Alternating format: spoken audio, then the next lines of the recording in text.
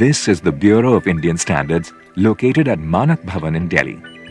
What many of us don't realize is that the BIS has provided specific guidelines in the form of building codes for earthquake-resistant buildings.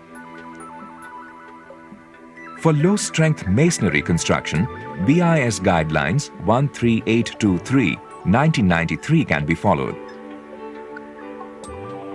For earthen buildings, guidelines 13827/1993 can be followed.